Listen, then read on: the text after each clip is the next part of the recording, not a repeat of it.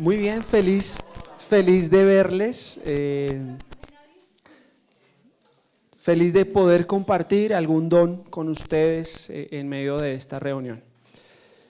Feliz también de ver la obra del Señor en medio de este lugar, los niños, los mayores, las mujeres, los hombres. También feliz día para las mujeres, madres que nos acompañan en este lugar.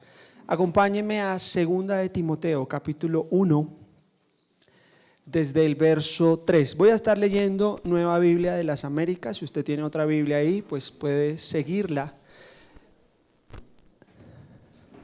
Y dice 2 de Timoteo. ¿Lo tienen? Me gustaría que si no tiene la Biblia se acerque a alguien que sí tenga, o si la tiene en su celular igual ahí, para que pueda ir siguiendo con su mirada lo que estamos hablando.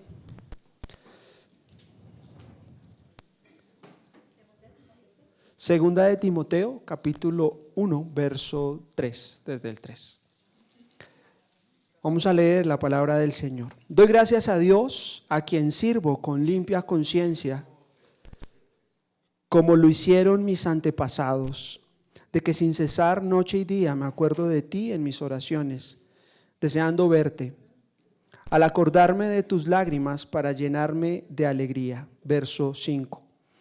Porque tengo presente la fe sincera que hay en ti, la cual habitó primero en tu abuela Loida y en tu madre Eunice, y estoy seguro que en ti también. Por lo cual te recuerdo que avives el fuego del don de Dios que hay en ti por la imposición de mis manos, porque no nos ha dado Dios espíritu de cobardía, sino de poder, de amor y de dominio propio. Por tanto, no te avergüences del testimonio de nuestro Señor, ni de mí, prisionero suyo, sino participa conmigo en las aflicciones por el Evangelio según el poder de Dios. Acompáñeme a orar también. Señor, yo te doy gracias por esta iglesia local, por sus líderes, por los ancianos, por los diáconos, por los maestros, los profesores, los mayordomos, por cada ministerio que has establecido en este lugar, Señor, y no estoy hablando solo de este lugar físico, sino de este lugar espiritual como iglesia.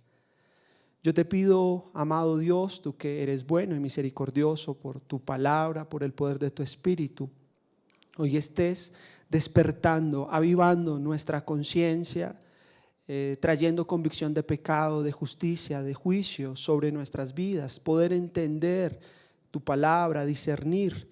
Y gracias por la obra que estás haciendo aquí, Señor. Sigue edificando conforme fue tu promesa, que tu reino se extienda en medio de este lugar donde les has puesto, Señor, para ser de influencia, para ser de bendición, para ser sal y luz, para ser columna y baluarte de la verdad, conforme fue tu plan desde la eternidad. Te lo pido en el nombre de Jesús. Amén.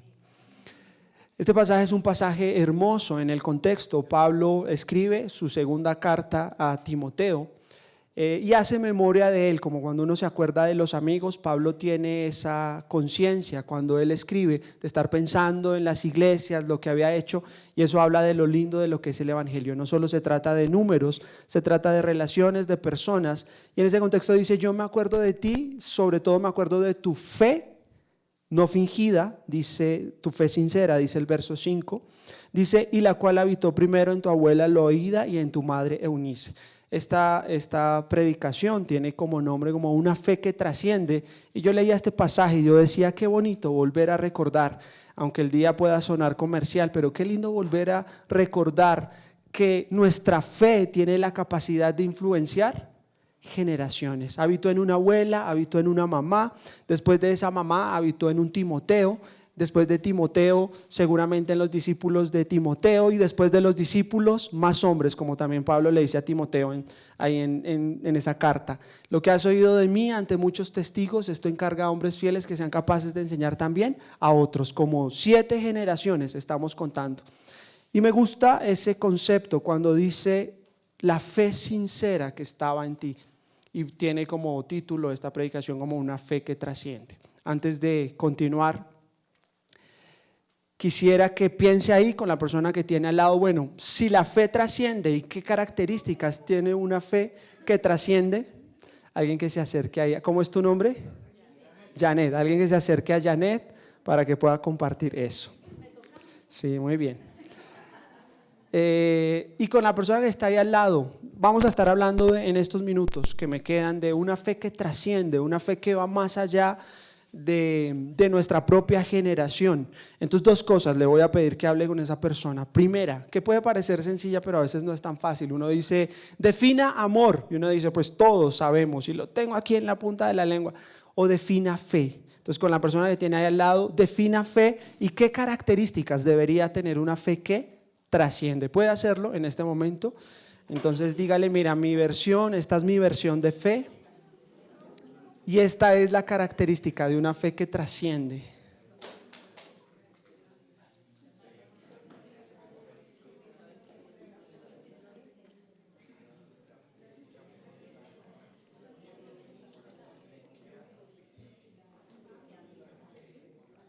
¿Cómo estás? ¿Cómo es tu nombre? ¿Cómo es tu nombre? Mariel.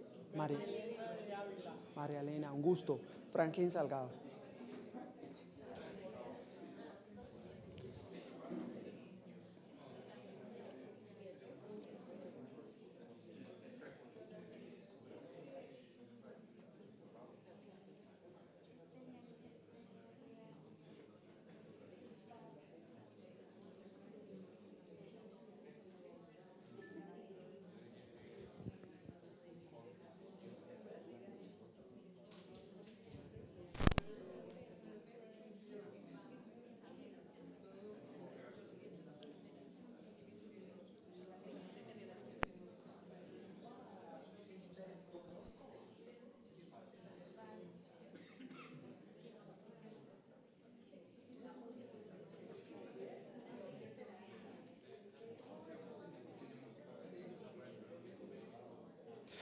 Muy bien, ya puede ir terminando ahí. Es curioso.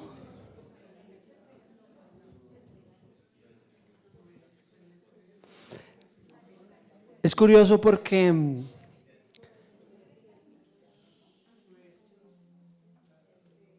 decimos, no, la fe mueve montañas, yo tengo fe. Yo hago parte del liderazgo de una iglesia. Nosotros a comienzo de año tenemos como unas encuestas sobre el perfil de los obreros que hay ahí y me llama mucho la atención que siempre que hablamos de fe, la mayoría de los que están ahí se denominan como gente de fe, como usted cree que tiene el don. Yo tengo don de fe, dice la gente, y eso me llama bastante la atención porque me lleva a cuestionar si nuestra fe real hay como unas tensiones entre la realidad de la fe que decimos y la fe bíblica, por así decirlo. Todos tenemos familiares que juegan chance, loterías. Si usted no tiene, de pronto usted fue el que era de eso. Gente que dice, yo tengo fe que me voy a ganar la lotería. Está claro, si no tuvieran esa fe, como dicen ellos, no la comprarían, ¿cierto? Ni brutos que fueran. Dicen como, pues la probabilidad es bajita, pero yo tengo fe que me voy a ganar el baloto, ¿cierto? Como yo tengo esa fe. Y hay gente que se ha ganado chances. Yo tengo familiares que le dan duro al chance, apuestan a la pata, a la tata y ganan. Y me llama bastante la atención porque ellos se denominan gente de fe. Entonces cuando uno viene a la Biblia, dice segunda de Timoteo, había una fe no sincera. Y uno dice, ¿será que estamos hablando de lo mismo? Esa fe que tienen ellos de no, yo tengo la confianza, la convicción de que va a caer el 625 y va a pasar.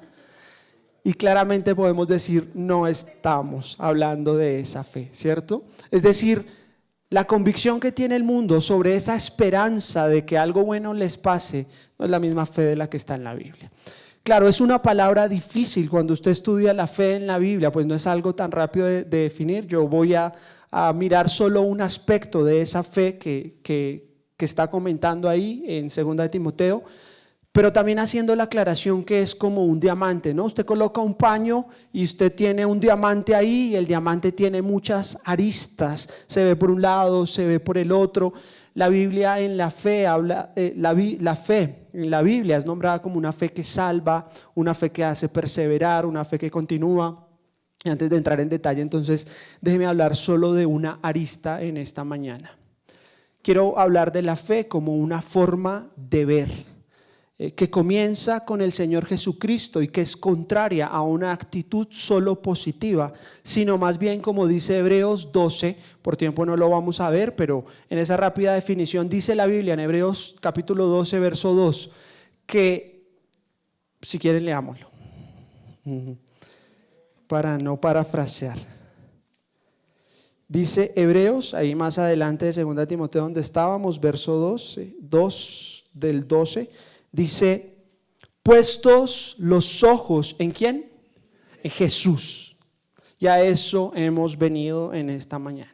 Si usted no ha aprendido nada más del día de hoy, si solo se lleva esto, cumplimos el objetivo. Nuestra vida, nuestra fe, lo que hacemos, se trata de poner los ojos en Jesús.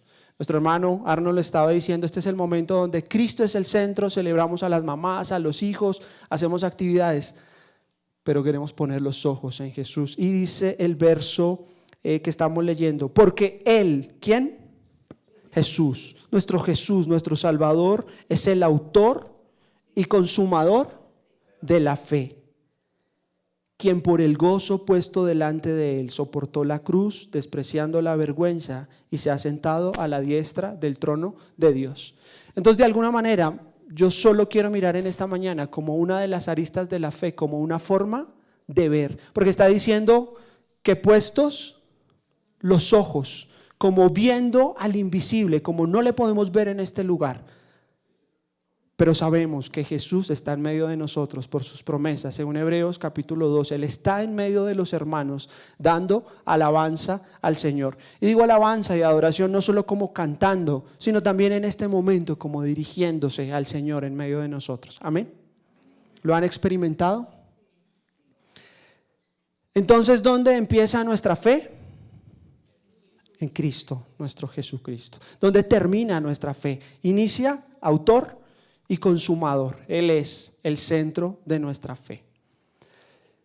Y ahí la importancia, como dice también la Escritura, que la fe viene por el oír, y el oír por la palabra. Juan capítulo 1 dice que Jesús mismo es el verbo, o sea, la palabra. Escuchar a Cristo, sus promesas, aumentarán también mi fe. Me harán un hombre de fe, una mujer de fe. Por eso le decía esta mañana, si no se llevó nada más el día de hoy, recuerde esto. Necesitamos con urgencia seguir colocando nuestros ojos en Jesús. Los pastores fallan, roban, matan. Los sacerdotes, los curas, esa es una realidad. Pero puestos nuestros ojos en Él, no seremos defraudados. El que no conoció pecado por nosotros se hizo pecado. Y es una mañana hermosa para volver a recordar eso. El que pone su esperanza en Él jamás será avergonzado. Y quiero compartir en esta mañana 3 retos o 3 tensiones que tienen esa fe, la fe bíblica, la fe de Cristo. Y necesitamos seguir pasando tiempo para que nuestra fe pueda perseverar ahí en la presencia del Señor. Como dice también Pablo, llevando cautivo todo pensamiento a la obediencia a Cristo. Y yo le invito a que usted se esfuerce en esta mañana para eso. Todo lo que usted esté pensando en esta hora, voy a salir, vamos a ir a comer, la carne, el almuerzo, ¿qué vamos a hacer? Lleve cautivo todo pensamiento a la obediencia a Jesús en esta hora. Este tiempo se trata de Él. Alguna ocasión sus discípulos le dijeron a Jesús, Señor, aumentanos la fe. Y Él dice, si ustedes le dijeran a este monte que se pasara, lo podrían hacer, se echara al mar. Jesucristo habló muy fuerte a sus discípulos diciéndoles, ¿por qué tienen tan poca fe? ¿Por qué les cuesta creer tanto? ¿Cuánto tiempo más estaré con ustedes haciendo referencia a eso? Y yo quiero hablar de esas 3 tensiones en esta mañana, en estos 22 minutos que me quedan. Claro, hay muchas otras aristas, yo solo quiero tocar 3 y es la primera arista de, sí, la fe es una forma de ver y hay una tensión entre la fe y la razón. Escucha unos extremos donde dicen, no, es que usted simplemente tiene que creer y usted se tira al abismo. Y yo ahí tengo que decir, no, perdóname un segundo, pero una fe sin razón es como vivir en la ignorancia. Sí, como no, es que usted tiene que creer, no se trata tanto de usted simplemente crea. Y cuando yo voy a la Escritura y veo el tipo de fe que tenía un Timoteo y veo de la fe que está hablando la Escritura, no está hablando de una fe sin razón, está hablando de una fe histórica, está hablando de una fe que ha sido comprobada. El pasaje que nuestro hermano nos estuvo leyendo esta mañana, hablando sobre la tumba vacía, habla de la evidencia histórica. ¿Qué probabilidad había de que la tumba estuviera vacía? Las estadísticas son aterradoras y eso es como 1 sobre 800,000 y más o menos como que las profecías se cumplieran en Cristo. No había forma que lo que había dicho Isaías, que lo que había dicho Jeremías. Mire este pasaje, acompáñenme hablando sobre la fe y la razón. Está en Mateo capítulo 13, verso 10. Y acercándose los discípulos dijeron a Jesús: ¿por qué les hablas en parábolas? Jesús les respondió: porque a ustedes se les ha concedido conocer los misterios del reino de Dios.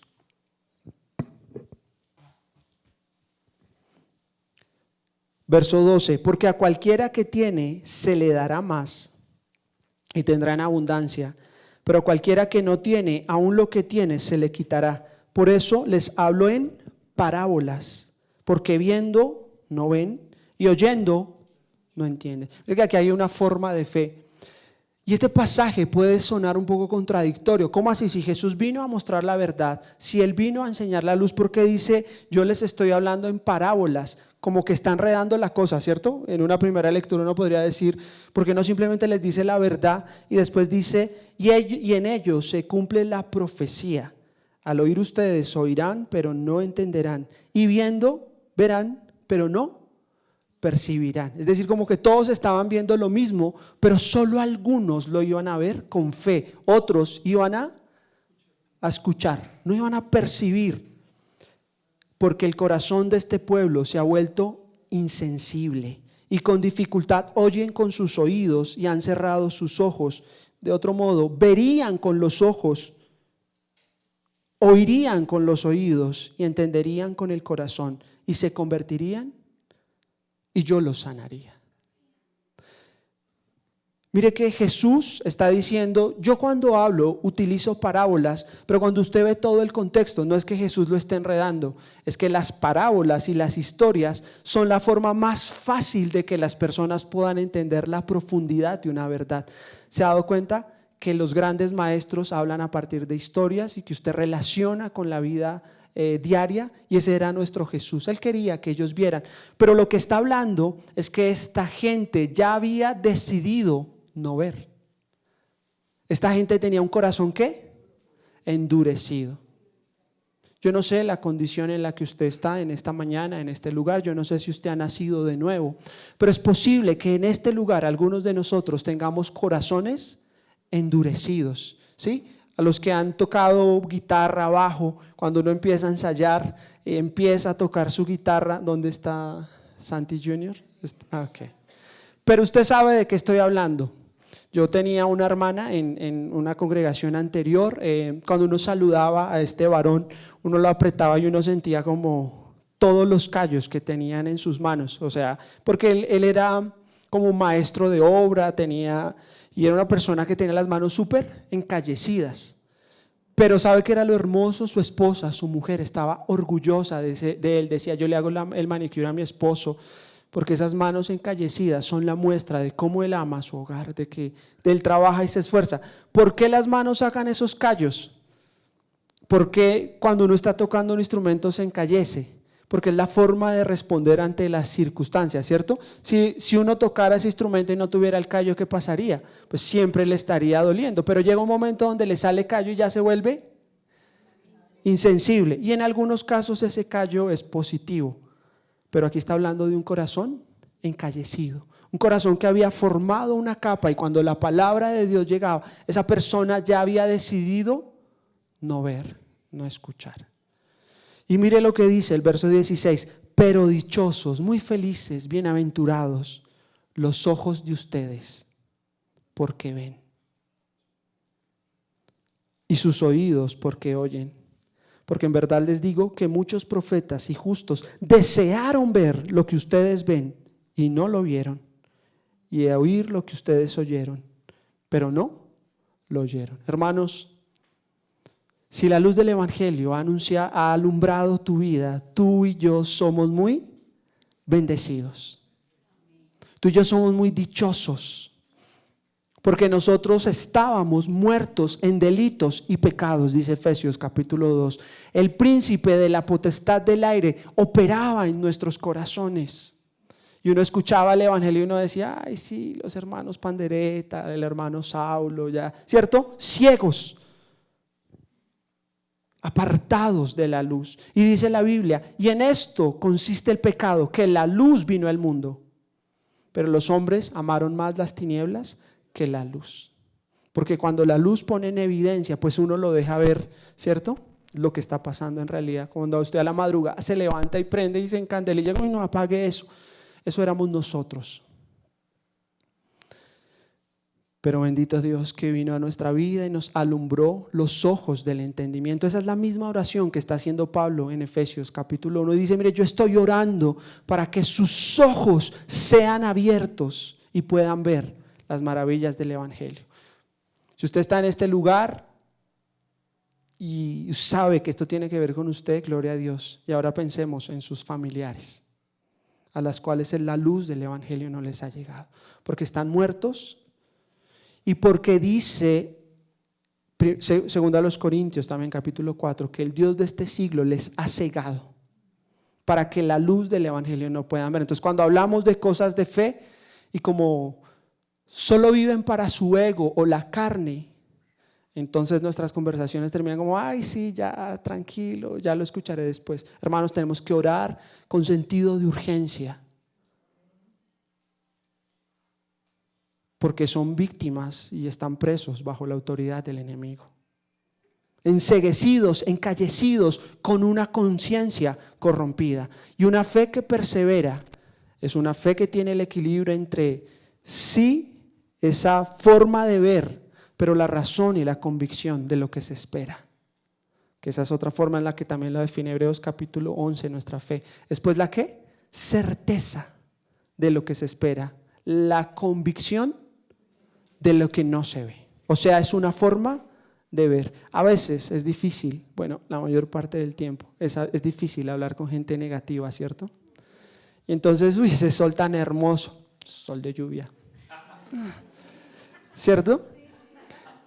Y entonces usted habla de, bueno, vamos a decir, y Dios mediante, yo no creo, ¿sí?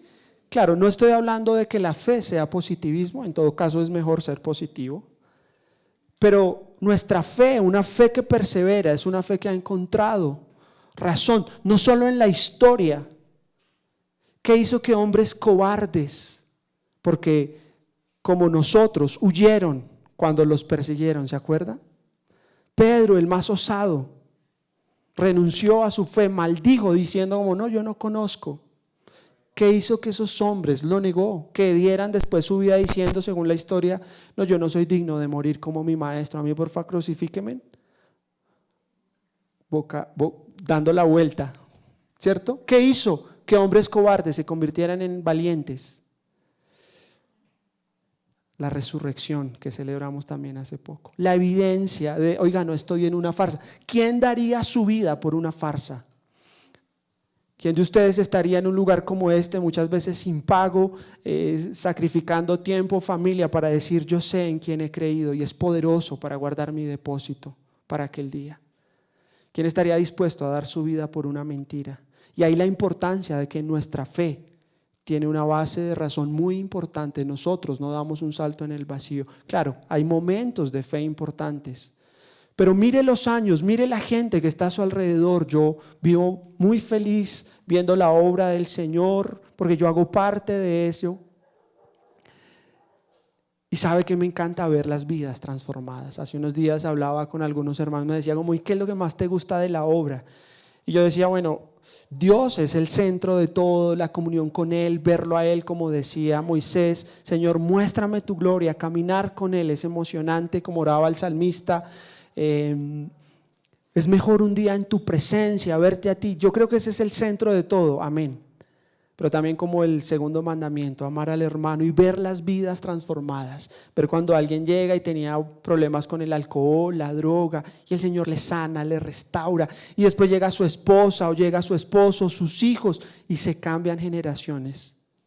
Esa es una forma de ver la obra de Dios. Y eso tiene que llenarnos de gozo, de testimonio, porque es histórico lo que está pasando también en medio de nosotros. ¿Cuántos hermanos hemos visto cómo Dios transforma en medio de nosotros? Esa es una gloria que solo le corresponde a Él. Entonces no tengo más tiempo para hablar de eso, pero yo espero que usted se inquiete, que llegue hoy a su casa a decir, sí, estoy sobre la roca, no estoy sobre una fábula. Esto es una realidad que no solo experimentaron unos hombres, no algunos pocos, sino que esto también tiene que ver conmigo, su reino y su justicia en medio de nosotros. Amén. ¿Está usted de acuerdo con eso? Amén. Segunda tensión en el Evangelio en estos 10 minutos, me va a tocar echar 5 y 5. Segunda tensión del Evangelio, estamos hablando de la fe que habitó en Eunice, Loída, en Timoteo, una fe verdadera, una fe que persevera. Entonces dijimos en primer lugar, es una fe que está basada en Jesús, basada en la verdad. Jesucristo dijo, yo soy el camino, la verdad y la vida. Segunda tensión en la fe, esa tensión que uno a veces lee en la Biblia entre la fe y las obras. Porque Pablo habla de esa salvación y dice que en Efesios capítulo 2, verso 8, que hemos sido salvos por gracia, un regalo. Y ese regalo se nos dio por la fe.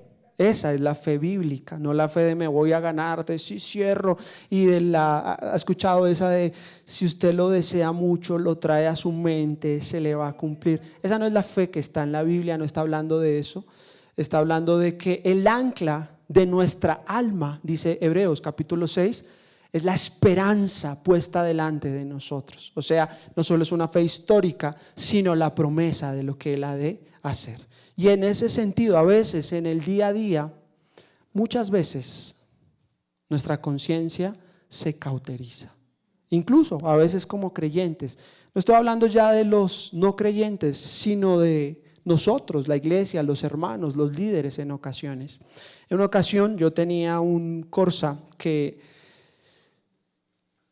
iba llegando por la séptima, bajé como por la 54, cuando de un momento a otro hizo... Sí, como que uno va andando y como que se descomprime todo y quedó ahí yo dije, la correa de repartición, 50,000 kilómetros, ya se cumplió, me voy a tirar el motor. Entonces como pude me bajé, empujé mi carrito Corsa verde, parecía Rápido y Furioso, me paré ahí.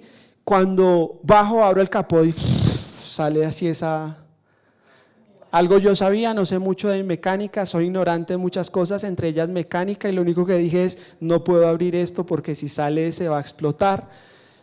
Para resumirle la historia, el carro controla la temperatura con un sensor y el sensor se había dañado, lo que hizo que el carro se recalentara. Gracias a Dios no fue la correa, pero yo dije, me toca dejarlo enfriar, le voy a echar más agua y arrimar como a un taller porque el radiador ya estaba botando el agua, así seguía avanzando. ¿Cuál fue el problema? El sensor. Un sensor que valía como, no sé, 30,000 pesos pudo ocasionar más daños. Dios nos ha regalado sensores, ¿sabe? El primer sensor que nos dio se llama la conciencia. Y algunos de nosotros tenemos el concienciómetro, el sensor dañado. ¿Y sabe por qué estoy hablando de esto en una fe que persevera? Porque el pecado tiene la capacidad de cauterizar y hacernos ver la vida de otra manera, hacernos ver a Dios de otra manera. Le pasó a Eva. Ella está en el huerto del Edén, el Señor le dice, no coman de esto, pero ella dice, Génesis capítulo 3, no lo veo por tiempo, pero dice que ella vio que era agradable y ella vio. Y dice que cuando comió, sus ojos se abrieron. Cuando dice que sus ojos se abrieron, dice otra versión como que entendió la realidad, empezó a ver el mundo a la luz de su ego, su carne, su enemigo que era Satanás y el mismo mundo. y a partir de eso estamos como estamos. Por eso estamos como estamos. Le damos gracias a nuestra primera mamá. Pero Eva se dejó guiar por la primera interpretación de la raza de la humanidad. ¿Quién fue el primer intérprete? Satanás. Porque le dice, no es verdad. Él lo estaba viendo diferente. Dios les dijo, es de esta manera. Y ella se dejó convencer y sus ojos fueron abiertos a una realidad oscura, maligna, perversa. ¿Cuántas veces nosotros como creyentes tenemos esos pensamientos de Dios no es tan bueno, Dios es malo, si fuera bueno no te dejaría pasar por esto, Dios no te ama?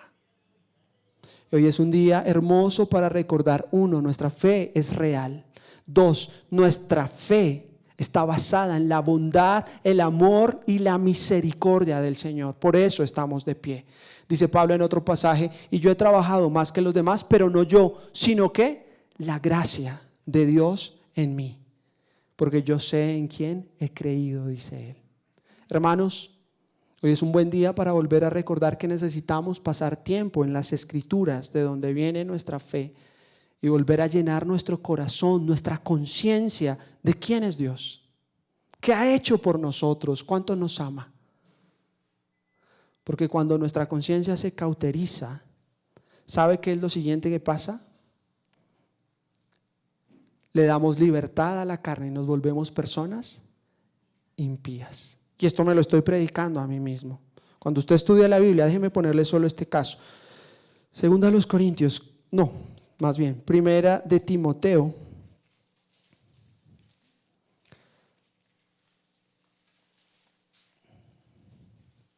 Primera de Timoteo, capítulo 1.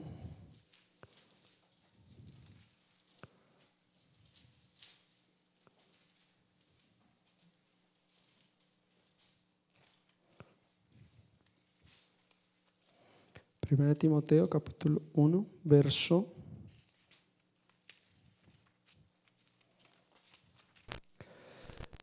18. Recuerda que estábamos hablando de Timoteo y entonces él da su instrucción, le dice, mira, esta comisión te confío, hijo Timoteo, conforme a las profecías que antes se hicieron en cuanto a ti, a fin de que por ellas pelees la buena batalla, guardando la ¿qué? La fe. ¿Pero la fe como actitud mental positiva? No, la fe como el conjunto de creencias, de doctrinas que nos hacen estar en pie. Es la misma actitud y el mismo consejo en el libro de Judas, verso 3 del capítulo 1. Contiendan ardientemente por la fe.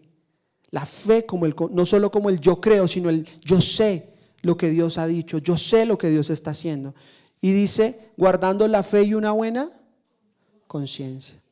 Mire que Pablo, en primera de Timoteo, en segunda de los Corintios, cuando habla de la fe, inmediatamente hace la relación con la conciencia, la necesidad de que mi mente, la forma en la que yo estoy interpretando, esté alineado con lo que Dios ha dicho. Porque ¿qué pasa? Cuando dejo de escuchar a Dios, escucho mi ego o mi carne, escucho a Satanás, escucho lo que está pasando en el mundo, dice, algunos han rechazado y naufragaron en lo que toca a la fe. Entonces como que me bajo del bote y empiezo a interpretar el mundo, no a la luz de lo que Dios ha dicho, sino a la luz de lo que ahora a mí me parece. Y dice, entre ellos están ¿quién? Himeneo y Alejandro. Ese Himeneo es un buen nombre para un hijo, ¿no le parece? No está bueno. ¿A quién qué? He entregado a Satanás para que aprenda a no blasfemar. Parece que algunos hermanos, cuando uno estudia ese contexto, lo que había pasado con ellos es que habían temas morales en su vida porque su fe no estaba basada en la verdad, entonces empezaron a meter doctrinas inadecuadas en la iglesia y por eso Pablo termina entregándolos a Satanás, quien los estaba controlando, quien los había cegado para que aprendieran. Obviamente todo propósito en la iglesia no es la destrucción, sino la edificación, que ellos puedan volver, porque Dios al que ama, disciplina. Entonces, una fe que persevera está basada en la fe auténtica o verdadera. Una fe, pues bíblica, que permanece, tiene una limpia conciencia. Y aquí quiero detenerme en este minuto que me queda para decirle, y el Espíritu Santo, ¿qué te está mostrando? ¿Qué te está diciendo? ¿Es una relación?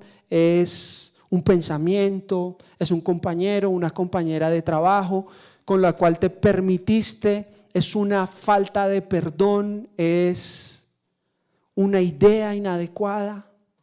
¿Es una conciencia que se ha cauterizado? Tú sabes que está mal hablar de esa persona de esa manera. Tú sabes que está mal el juzgar, pero tú has decidido continuar. Ten cuidado, porque esa fe no persevera en lo que Dios tiene para tu vida. Yo le invito que recuerde que Jesús es el autor y consumador de la fe, y sin fe es imposible agradarlo, pero la fe con una limpia conciencia. Y cierro con este pasaje ahora sí, 2 de Timoteo 4 para cerrar.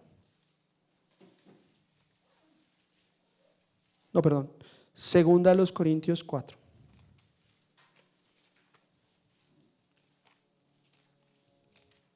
Hoy solo vimos una arista de lo que es esa fe. Y dice Pablo, por tanto, puesto que nosotros tenemos este ministerio, según hemos recibido misericordia, no desfallecemos. Y cierro con una fe que persevera a pesar de las pruebas. Más bien hemos renunciado a lo oculto y a lo vergonzoso, no andando con astucia ni adulterando la palabra de Dios, sino que mediante la manifestación de la verdad nos recomendamos a la conciencia de todo hombre en la presencia de Dios. Y si todavía nuestro evangelio, la buena noticia, está velado, para los que se pierden está velado, en los cuales ¿quién? El Dios de este mundo ha cegado el entendimiento de los incrédulos para que no vean el resplandor del evangelio de la gloria de Cristo, que es la imagen de Dios. Verso 7, pero tenemos este tesoro en vasos de barro para que lo extraordinario grandeza del poder sea de Dios y no de nosotros, afligidos en todo, pero no agobiados, perplejos, pero no desesperados, perseguidos, pero no abandonados, derribados, pero no destruidos. Llevamos siempre en el cuerpo por todas partes la muerte de Jesús, para que también la vida de Jesús se manifieste en nuestro cuerpo, porque nosotros que vivimos constantemente estamos siendo entregados a muerte por causa de Jesús, para que también la vida de Jesús se manifieste en nuestro cuerpo mortal. Así que en otros obra la muerte, pero en ustedes la vida. Verso 16, pero no desfallecemos, antes bien, aunque nuestro hombre exterior va decayendo, sin embargo, nuestro hombre interior se renueva día en día, pues esta aflicción leve y pasajera nos produce un eterno peso de gloria que sobrepasa toda comparación, al no poner nuestra vista, ¿nuestra qué? Nuestra vista en las cosas que se ven, sino en las que no se ven. Porque las cosas que se ven son temporales, pero las que no se ven son eternas. Amén. Una fe que persevera en la tensión entre la fe y la razón, una fe que persevera con una limpia conciencia y una fe que persevera a pesar de las pruebas. Que el Señor les bendiga, que celebren mucho y que el Señor siga siendo glorificado en medio de ustedes y sus familias. Bendiciones.